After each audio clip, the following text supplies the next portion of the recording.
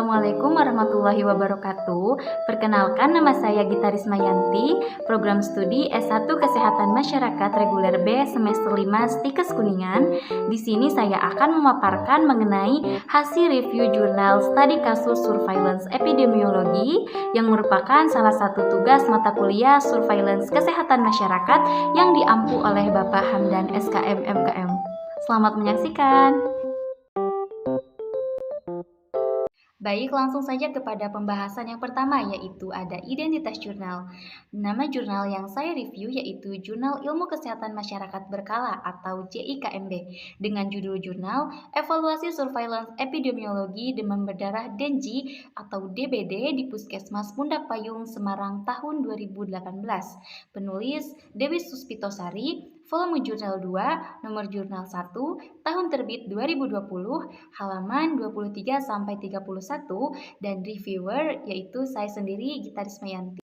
Selanjutnya yaitu ada latar belakang. Demam berdarah Denji atau DBD merupakan penyakit infeksi yang disebabkan dan ditularkan melalui nyamuk Aedes aegypti dan Aedes albopictus yang ditemukan di daerah tropis dan subtropis, di antaranya di Indonesia hingga bagian utara Australia. Penyakit DBD di Kota Semarang masih menjadi salah satu masalah kesehatan dan sering mengakibatkan kepanikan di masyarakat, mengingat perjalanan penyakitnya yang cepat, mudah menyebar, dan dapat mengakibatkan kematian dalam waktu yang singkat. Jumlah penderita DBD pada tahun 2017 turun menjadi 299 kasus, dengan angka kesakitan sebesar 18,14 dan angka kematian sebesar 2,7%. Dari 488 kasus dengan angka kesakitan sebesar 25,22 dan angka kematian sebesar 5,13% pada tahun 2016. Tahun 2017 merupakan tahun dengan jumlah kasus terendah sejak tahun 1994. Puskesmas Pundak Payung merupakan unit pelaksana teknis Dinas Kesehatan Kota Semarang.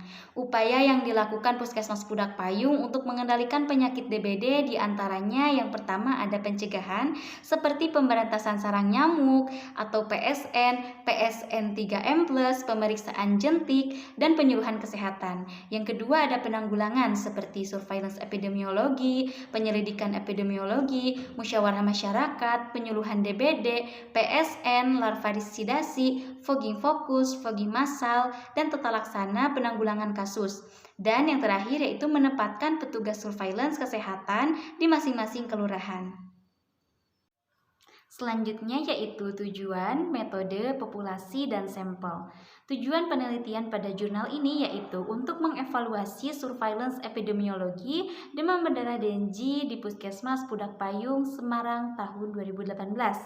Metode yang digunakan pada penelitian ini yaitu metode kualitatif dengan rancangan studi evaluasi.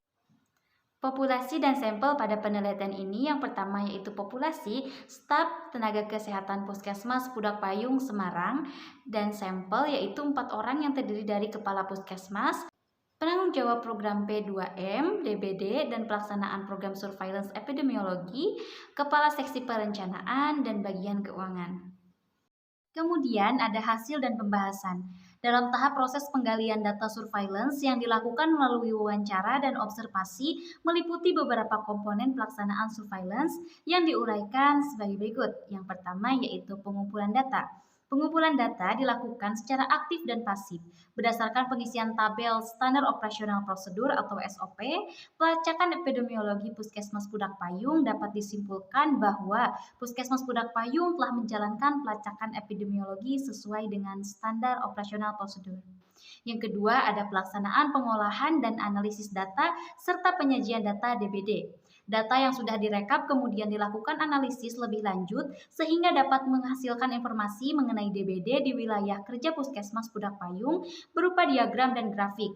Dari hasil wawancara dan observasi di lapangan, diketahui untuk melaksanakan pengolahan dan penyajian data sudah maksimal, namun tidak dilakukan update pada papan informasi di Puskesmas.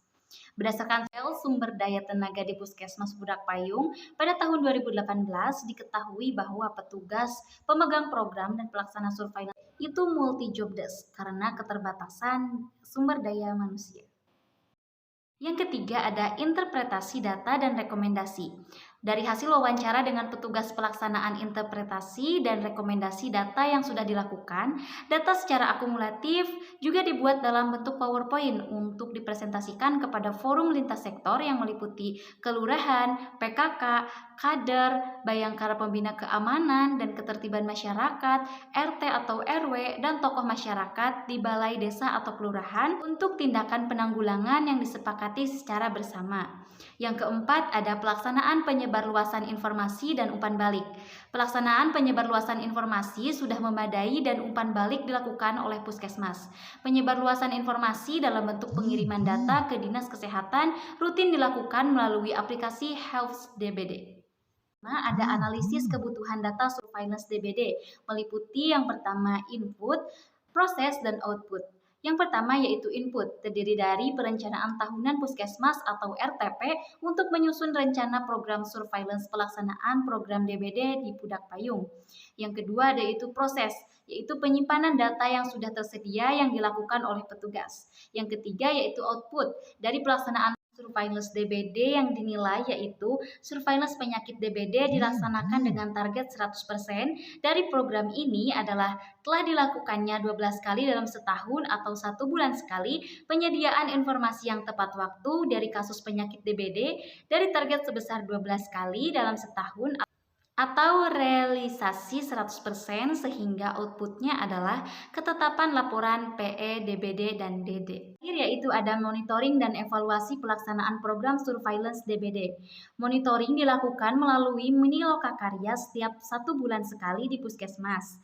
Ketepatan laporan PE, DBD, dan DD kurang dari 24 jam menurut standar pelayanan minimal atau SPM bidang kesehatan bahwa indikator target PE yang harus dicapai oleh kabupaten atau puskesmas adalah sebesar 100%.